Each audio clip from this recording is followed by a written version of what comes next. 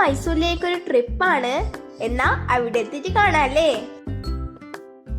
So guys, നമ്മൾ വില്ലേജസും സിറ്റിയും ഗ്രാമവും കാടൊക്കെ ഓവർകം ചെയ്തായിരുന്നു മൈസൂരിലേക്ക് എത്തിയത്. നമ്മൾ കണ്ണൂരിൽ നിന്ന് മൈസൂർ വരെ കാറിലാണ് ട്രാവൽ ചെയ്തത്. ടോട്ടലി 1 hour എടുത്തായിരുന്നു കൂർഗിലേക്ക് എത്താൻ വേണ്ടിയിട്ട്. പിന്നെ 5 hour എടുത്തായിരുന്നു മൈസൂരിലേക്ക് എത്താൻ വേണ്ടിയിട്ട്. ഹേ ഗൈസ്, നമ്മളിപ്പോൾ 6 o'clock ട്രാവലിംഗ് തുടങ്ങിയപ്പോൾ നമ്മൾ ബ്രേക്ക്ഫാസ്റ്റ് കഴിച്ചിട്ടില്ലായിരുന്നു. സോ നമ്മളിപ്പോൾ കർണാടകേൻ്റെ ബോർഡറിലുള്ള കൂർഗേറ്റിലാണ് ബ്രേക്ക്ഫാസ്റ്റ് കഴിക്കാൻ വന്നത്. ഇവിടെ ടോക്കണൊക്കെ എടുക്കണം. അപ്പോൾ ആ സമയം കൊണ്ട് നമ്മൾ കുറച്ച് പിക്സ് ഒക്കെ എടുത്താണ് വന്നേ. ഇവിടെ നല്ല സ്പെഷ്യലും ടേസ്റ്റി ആയിട്ടുള്ള ഫുഡ് തന്നെയാട്ടോ ഉള്ളത്. അപ്പം ഞാൻ, എൻ്റെ അനിയത്തി, എൻ്റെ അമ്മ പൂരിയും അച്ഛൻ മസാല ദോശയാണ് കേട്ടോ വാങ്ങിയത്. So special items like cooling glasses and special ആയിട്ടുള്ള സ്വീറ്റ്സ് ഒക്കെ ഉണ്ട് ഇവിടെ. നമ്മൾ കാണുന്നില്ലേ ഒരു മാഗ്നറ്റ് ആയിട്ടുള്ള ഒരു ഐറ്റം, അതൊക്കെ ഇവിടെ ഉണ്ട്. അതൊക്കെ നമ്മൾ മൈസൂരിൽ നിന്ന് വാങ്ങാന്നൊക്കെ പറഞ്ഞിട്ട് വെക്കാറുള്ളത്. അപ്പം ഇതേപോലത്തെ മൈസൂരി ബോക്സിനൊക്കെ 130 ഉള്ളൂ. പക്ഷെ നമ്മൾ വാങ്ങിച്ചിട്ടില്ല. മൈസൂർ സ്പെഷ്യൽ സ്വീറ്റ്സ് ആണ് വാങ്ങിച്ചത്. So guys, now we R on Nagercoil wild life. അപ്പോൾ നമ്മളിപ്പോൾ നാഗർകോവിൽ വൈൽഡ് ലൈഫാണ് ഉള്ളത്.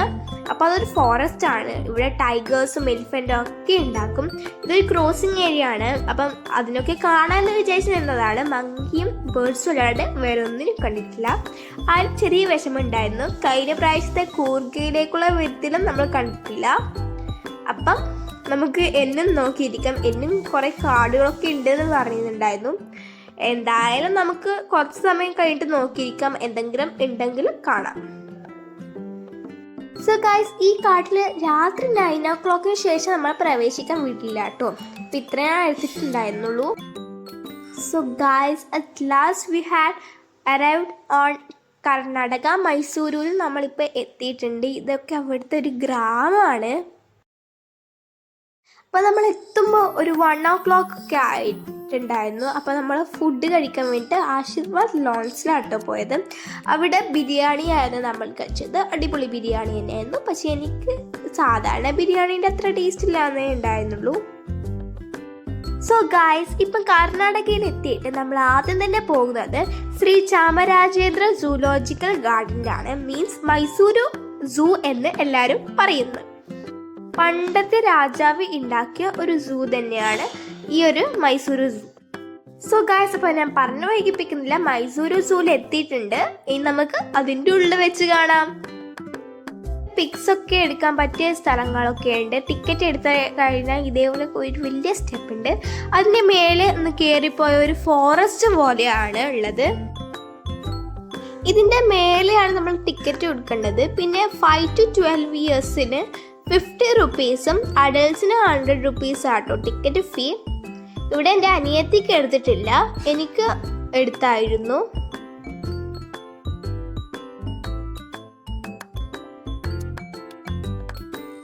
അപ്പോൾ പോയപ്പം തന്നെ കുറേ ബേർഡ്സിനെ കണ്ടു. ഇപ്പം ഞാൻ ഇമ്പോർട്ടൻ്റ് ആയിട്ടുള്ള ബേർഡ്സിനെ കാണിച്ചു തന്നുള്ളൂ.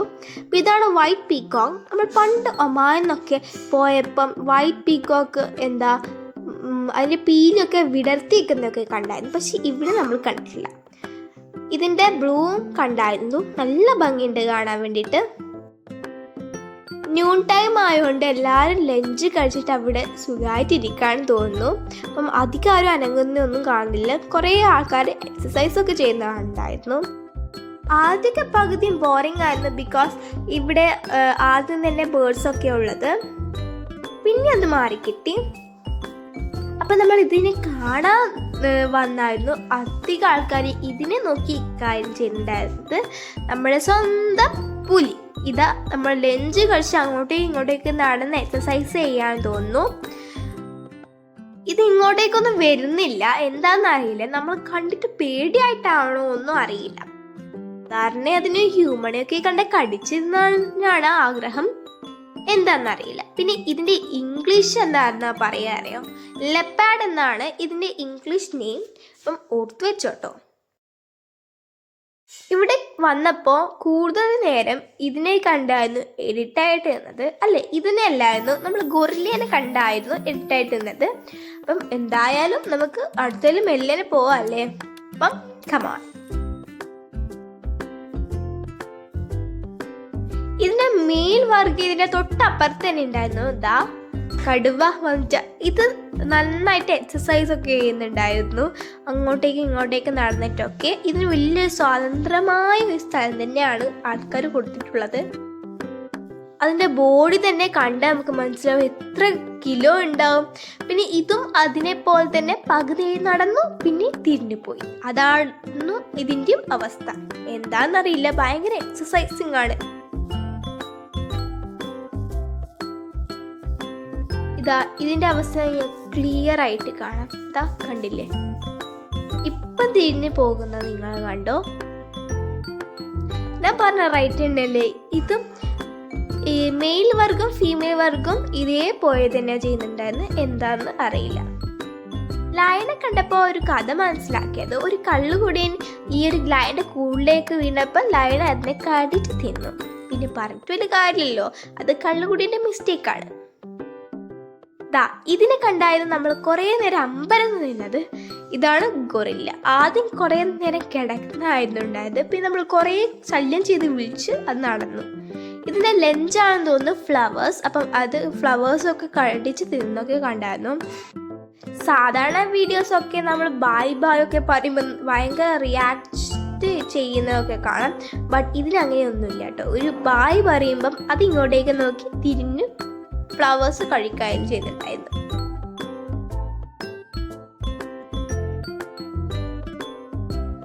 അപ്പം ഇത് ഊഞ്ഞാലാടുന്നൊക്കെ കാഴ്ചയൊക്കെ നമ്മൾ നന്നായി കണ്ടായിരുന്നു. പക്ഷെ ഒന്നും വീഡിയോ എടുക്കാൻ കഴിഞ്ഞില്ല. ആ ഒരു ചെറിയ സങ്കടം. അപ്പോൾ ഊഞ്ഞാലിൻ്റെ അവിടെ പോയി ഇരിക്കുന്ന വ്യൂ ഒക്കെ ഉണ്ട്, അതൊക്കെ നിങ്ങൾക്ക് കാണാം. അത് നല്ലൊരു കേജ് തന്നെയാണ് അവരുണ്ടാക്കി കൊടുത്തത്. പക്ഷെ അത് ഒരു എലോണായിട്ട് എന്തോ ഒരു പോലെ നമുക്ക് ഫീൽ ചെയ്തായിരുന്നു. അത് ഒറ്റയ്ക്ക് ആ ഒരു സ്ഥലത്തായതുപോലെ.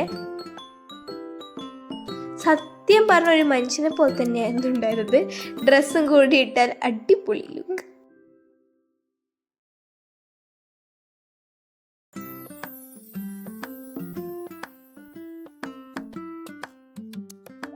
പിന്നെ പറഞ്ഞതുപോലെ തന്നെ ഇവിടെ കുറേ പിക്കൊക്കെ എടുക്കാൻ പറ്റിയ നല്ല സെൻറ്റേഴ്സൊക്കെ ഉണ്ട്. അപ്പം ഞാനും എൻ്റെ അനിയത്തിയും കുറേ പിക്സൊക്കെ എടുത്തിട്ടായിരുന്നു അടുത്തടുത്ത് ആനിമൽസിനൊക്കെ കാണാൻ പോയത്. അപ്പം ഇതാണ് റൈനോസെറസ്. അപ്പം നിങ്ങൾക്ക് അറിയാമായിരിക്കും, 2 റൈനോസെറസേ കണ്ടിട്ടുള്ളൂ. അതിൻ്റെ ബാക്ക് കുറേ ഉണ്ട്. വീഡിയോ എടുക്കാൻ പറ്റിയത് ഇത് 2 ഉണ്ടായിരുന്നുള്ളൂ. പ്രത്യേകിച്ച് അതിന് ഒരു മുഖഭാവമൊന്നും ഇല്ലായിരുന്നു. അപ്പോൾ നമ്മുടെ അടുത്ത ലെപ്പാഡിൻ്റെ ഒക്കെ വർഗ്ഗമായ ചീറ്റ വന്നിട്ടുണ്ട്. നടത്തത്തിനൊക്കെ വലിയ സ്പീഡൊന്നുമില്ല, എന്നാൽ ഓട്ടം എങ്ങനെയായിരിക്കും എന്നൊന്നും അറിയില്ല. ഈ പുലിയും കടുവയൊക്കെ ചെയ്യുന്നത് പോലെ തന്നെയുള്ള എക്സസൈസ് പോലെ തന്നെയാണ് ഈ ഒരു ചീറ്റയും ചെയ്യുന്നത്. ഇതൊരു കൂട്ടിൽ എലോൺ ആയിട്ടുണ്ടാകുമ്പോൾ ഒരു സങ്കടം പോലെ ഉണ്ടായിരുന്നു.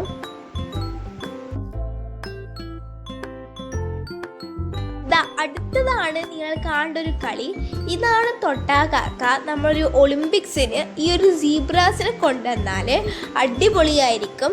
ഈ ഒരു മനുഷ്യന്മാർക്ക് കിട്ടാത്ത വലിയൊരു പ്രൈസ് തന്നെയായിരിക്കും ഈ ഒരു സീബ്രാസിന് കിട്ടിയിട്ടുണ്ടാവും. അതിൻ്റെ സ്പീഡ് തന്നെ നിങ്ങൾക്ക് നോക്കിയാൽ മനസ്സിലാക്കും. ഞാൻ ഈ സൂവിൽ കണ്ടുവെച്ച ആനിമൽസിൽ ഏറ്റവും ഹാപ്പിയായ ഒരു ആനിമൽസ് തന്നെയായിരുന്നു സീബ്ര. ഇത് ബ്ലാക്ക് മാത്രമല്ല കേട്ടോ, ബ്രൗണും ഉണ്ടായിരുന്നു. ബിക്കോസ് ഇവർ കളി തന്നെ കാണുമ്പം ഭയങ്കര ഹാപ്പി ആയിട്ടാണ് എല്ലാവരും കൂടി ഒരുമിച്ച് കളിക്കുകയാണ് ചെയ്തത്. ഒരു വിശാലമായ സ്ഥലം തന്നെയാണ് ഇവർക്ക് കൊടുത്തത്. അപ്പം അടുത്തതാണ് നിങ്ങൾ കാണേണ്ട ഒരു വലിയ കാഴ്ച. ഇതാണ് ഒരു കൂട്ടത്തോടുള്ള കൊമ്പുള്ള മാന്. ഇത് അധികം കണ്ടിട്ടൊന്നുമില്ല, കാരണം ഇത് കാണാനൊന്നും വലിയങ്ങനെയൊന്നും ഉണ്ടായിരുന്നില്ല. എല്ലാവരും കൂടി എന്തോ ചർച്ചയിലാണെന്ന് തോന്നുന്നു. കാരണം എല്ലാവരും കൂടി ഇങ്ങനെ കൂടിയിരിക്കുമ്പോൾ വേറൊന്നും വിചാരിക്കൂലല്ലോ. ഇതിൻ്റെ അകത്തുള്ള ബോർഡിൽ എഴുതിയത് നോൺ ഹോൺ ഡിയർ ആണ്. മീൻസ് കൊമ്പില്ലാത്ത ഡിയർ. പക്ഷെ ഇതിൻ്റെ അകത്ത് ഒരു ഡിയറിൻ്റെ കൊമ്പ് വന്ന്, അതെങ്ങനെയാണെന്നും അറിയില്ല. അത് എന്നോട് ചോദിക്കും വേണ്ട. അപ്പം അവർക്ക് നോൺ ഹോണ്ടും ഹോണ്ടും എന്ന് പറഞ്ഞ ഡിയേഴ്സിൻ്റെ പേര് കൊടുക്കാമായിരുന്നു. പക്ഷെ എന്താണെന്ന് അവർ അത് ചെയ്തതെന്നറിയില്ല. അപ്പം ഗായ്സ് ഇത് ക്യാമറയിൽ കാണുന്ന പോലെ അല്ല കേട്ടോ, ഇത് വലിയൊരു ഡിയർ തന്നെയാണ്. ക്യാമറ ഇത് കുഞ്ഞ് യങ് ആയിട്ടുള്ള പോലെ തോന്നും, പക്ഷെ അത് ഓൾഡ് ആയ പോലെ ശരിക്കും. അടുത്തത് ആഴാണിത്. ഇത് പൈത്തണാണ്, വെനമസ് ആണെന്നാണ് ഇവർ പറയുന്നത്. പിന്നെ കാണുമ്പോൾ തന്നെ നല്ല നെട്ടം പിടിച്ചത്, എത്ര വലുതാണെന്ന് കണ്ടാൽ നിങ്ങൾക്ക് മനസ്സിലാകും. അപ്പം ഇവിടെയൊക്കെ കുറേ ആൾക്കാരുണ്ടായിരുന്നു, തിരക്ക് കൂട്ടായിരുന്നു പാമ്പിൻ്റെ ആ സൈഡിലൊക്കെ. എൻ്റെ അമ്മ വന്നിട്ടില്ലായിരുന്നു കേട്ടോ പാമ്പിനെ അവിടേക്ക് കാണാൻ വേണ്ടിയിട്ട്. ഈ മരമൊക്കെ കണ്ടു, എത്ര വലിയതാണ്. ഇവിടെ ഇങ്ങനെ ഒരു ഫോറസ്റ്റ് പോലെയാണ്. പറഞ്ഞ പ്ലാസ്റ്റിക് ഒക്കെ എടുക്കണമെങ്കിൽ അവരൊരു സ്റ്റിക്കർ തരും, അത് ഒട്ടിച്ചാൽ നമുക്ക് പ്ലാസ്റ്റിക് ഉള്ളിലേക്ക് എടുക്കാൻ കഴിയുള്ളൂ. എന്താണെന്ന് അറിയില്ല. അപ്പൊ അടുത്ത നമ്മൾ ക്രോക്കോഡൈൽസിൽ ഇതിലാണ് കയറുന്നത്. കയറണോ എന്നൊരു ഇതിലായിരുന്നു ഉണ്ടായിരുന്നത്, പക്ഷെ കയറിയേ പറ്റുമല്ലോ, അതിൻ്റെ അപ്പുറത്ത് തവിട്ട് കയറിയേ പറ്റും. ഇത്ര നേരമായിട്ട് ജിറാഫിനെ കാണാൻ വേണ്ടി വെയിറ്റ് ചെയ്യാണ്, ഇതുവരെ കണ്ടില്ല, കാണണം. അപ്പം ഇതാണ് ക്രോക്കഡൈൽ പോണ്ട്. അപ്പോൾ ഇതിനകത്ത് ക്രോക്കഡൈലിനെ കാണുന്നുണ്ടോ നിങ്ങൾക്ക്? കാണാം കേട്ടോ. ആ ഒരു മൂലക്കഥ ഇപ്പം വായ തുറക്കുന്നത് കാണാം. ഇതാ കണ്ടോ, എന്തിനാണെന്നും അറിയില്ല, അതിന് ഭക്ഷണം കിട്ടാന്നൊന്നും അറിയില്ല. ഇതാ അടുത്ത ആള് വലിയൊരു ക്രോക്കഡൈൽ ഉറങ്ങുകയാണെന്ന് തോന്നുന്നു. ഇതൊക്കെ കാണുമ്പോൾ എന്തൊക്കെയാവുന്നുണ്ട് നമ്മൾ അവിടെ വേഗം ഒരു സ്ഥലം കിട്ടുന്നത്. നമ്മൾ വെയിറ്റ് ചെയ്ത് കൊണ്ടിരിക്കുന്ന ആൾ നമ്മൾ ലാസ്റ്റ് ഓഫ് ഓൾ കണ്ടു ഗായ്സ്. ഇതാണ് നമ്മൾ വെയിറ്റ് ചെയ്തുകൊണ്ടിരിക്കുന്ന ആള്, ജിറാഫ്. നല്ല രസമുണ്ടായിരുന്നു കാണാൻ വേണ്ടി. ഇത് അടുത്ത് വന്നായിരുന്നു. ഇത് ഒരു പ്രത്യേക ഹാപ്പി ആയിട്ടുള്ള ജീവി തന്നെയാണ്. കുറേ ആൾക്കാരുണ്ടായിരുന്നു കൂട്ടത്തില്. അപ്പം ഈ ജിറാഫൊക്കെ നമ്മുടെ അടുത്തൊക്കെ വരുന്നുണ്ടായിരുന്നു. അപ്പോൾ അത് നല്ല ഭംഗിയും രസമുണ്ടായിരുന്നു. അപ്പം അധികം വൈകാതെ നമ്മൾ നേരെ നമ്മുടെ റെസ്റ്റോറൻറ്റിൽ എത്തായിരുന്നു. ഇതാണ് ലിവാന. അപ്പം ഇവിടെ ഭയങ്കര ലക്ഷറി ആയിട്ടുള്ള റൂം തന്നെയാണ്. അപ്പം ലീവുള്ള ദിവസം നമുക്ക് ഓഫർ കിട്ടില്ല, അല്ലാത്ത ദിവസം നമുക്ക് ഓഫർ കിട്ടും. നമുക്ക് ഇത് 6000 റൂം നമുക്ക് 2000 കിട്ടിയായിരുന്നു. അപ്പം അടിപൊളി ലക്ഷറി ആയിട്ടുള്ള റൂം തന്നെയാണ്. പിന്നെ സ്വിമ്മിങ് പൂളും ചിൽഡ്രൻസിൻ്റെ പ്ലേയിങ് പാർക്കൊക്കെ മേലെ ടോപ്പിലുണ്ടായിരുന്നു. ഇവിടെ നമ്മൾ പറഞ്ഞ ഇവർ നമുക്ക് ലഞ്ചും ഒക്കെ ഫുഡൊക്കെ നമുക്ക് കൊണ്ടുവന്ന് തരും. അടിപൊളി ഹോട്ടൽ തന്നെയായിരുന്നു. നല്ല ഒരു ബെഡും നല്ലൊരു റൂമും ഒക്കെ ആയിരുന്നു. എനിക്ക് എന്തായാലും ഭയങ്കരമായിട്ട് ഇഷ്ടമായി. അപ്പം വൈകാതെ നമ്മൾ ഫ്രഷ് ആയിട്ട് മൈസൂർ പാലസിലെ ലൈറ്റിംഗ് ഷോ കാണാൻ വേണ്ടിയിട്ടാണ് പോകുന്നത്. അപ്പോൾ ലൈറ്റിംഗ് ഷോ എപ്പോൾ വെച്ചാൽ സാറ്റർഡേ സൺഡേയിൽ കർണാടകയിലെ പബ്ലിക് ഹോളിഡേയ്സിലൊക്കെയാണ്. അപ്പം ഇതാണ് പാലസ്. ഇത് കുറേ ആൾക്കാർ പറയുന്നത് പോലെ ടിപ്പു സുൽത്താൻ്റെ പാലസ് എന്നാണ്, പക്ഷെ ഇത് ടിപ്പു സുൽത്താൻ്റെ പാലസ് അല്ല. അപ്പം ഇവിടെ പെർമനൻ്റ് ആയിട്ടുള്ള ഒരു പ്രിൻസും പ്രിൻസസ്സും ഉണ്ട്. അപ്പം ദസറ ടൈമിൽ നമുക്ക് പ്രിൻസിനും പ്രിൻസസിനും ഒക്കെ ഫുള്ളായിട്ട് കാണാൻ കഴിയും. ഉള്ളിൽ നമുക്ക് ഉള്ളോട്ടേക്കൊക്കെ എൻട്രൻസ് ഉണ്ട്. സാധാരണ സമയത്ത് കയറാൻ പറ്റാത്ത സ്ഥലത്തൊക്കെ നമുക്ക് ദസറ ടൈമിലുണ്ട്. മീൻസ് April 30 2025 ദസറ വരുന്നത്. അടുത്ത ആവാറായ ദസറ. പക്ഷെ ദസറ സമയത്ത് നമുക്ക് ഇതിൻ്റെ ഉള്ളോട്ടേക്ക് അടുക്കാൻ കഴിയില്ല. അതൊരു വലിയൊരു കുഴപ്പം തന്നെയാണ്. കുറേ ജനങ്ങൾ ഉണ്ടാകും ആ ഒരു സമയത്ത്. അപ്പം ഗായ്സ് ഇതിൻ്റെ ഉള്ളത്തെ വിശേഷങ്ങളൊക്കെ ഞാൻ നാളെ പാർട്ട് 2 ആയിട്ട് അപ്ലോഡ് ചെയ്യാം. ഈ ഒരു പാലസിലെ ഫെയറി ലൈറ്റ്സ് അല്ല ഈ ഒരു ലൈറ്റ് കാണുന്നത്, ഇത് ഓരോരോ ബൾബാണ്. അപ്പം ഈ ഒരു പാലസിന്റെ വിശേഷങ്ങളുമായിട്ട് ഞാൻ നാളെ പാർട്ട് 2 ആയിട്ട് വരാം കേട്ടോ. അതാരും കാണാൻ മറക്കല്ലേ, മിസ് ചെയ്യരുതേ. കണ്ടാലും മതിയാവാത്ത ഒരു പാലസ് തന്നെയാണ് മൈസൂരു പാലസ്. ഇത് വലിയ ഏക്കർ കണക്കിന് സ്ഥലവുമായ പിന്നെ പുറത്ത് വലിയൊരു ഗാർഡനുമായ ഒരു നല്ല പാലസ് തന്നെയാണ് മൈസൂരു പാലസ്. അപ്പം അധികം വൈകാതെ നമ്മൾ ലിവാന ഹോട്ടലിലേക്ക് വന്നിട്ടുണ്ട്. അപ്പം ഇന്നത്തെ വീഡിയോ ഇത്രയേ ഉള്ളൂ. അപ്പം നാളെ പാർട്ട് 2 കണ്ടിട്ട് നിങ്ങൾ പോവാതെ കേട്ടോ. അപ്പം വീഡിയോ ഇഷ്ടമായ ലൈക്ക്, സബ്സ്ക്രൈബ്, ഷെയറും സപ്പോർട്ടും ചെയ്യാൻ മറക്കല്ലേ. പിന്നെ നിങ്ങളുടെ അഭിപ്രായം ഒന്ന് കമൻറ്റ് ചെയ്യാൻ മറക്കല്ലേ. അപ്പം പാർട്ട് 2 എന്നവരെ this is Nivedya and bye bye. Have a nice day.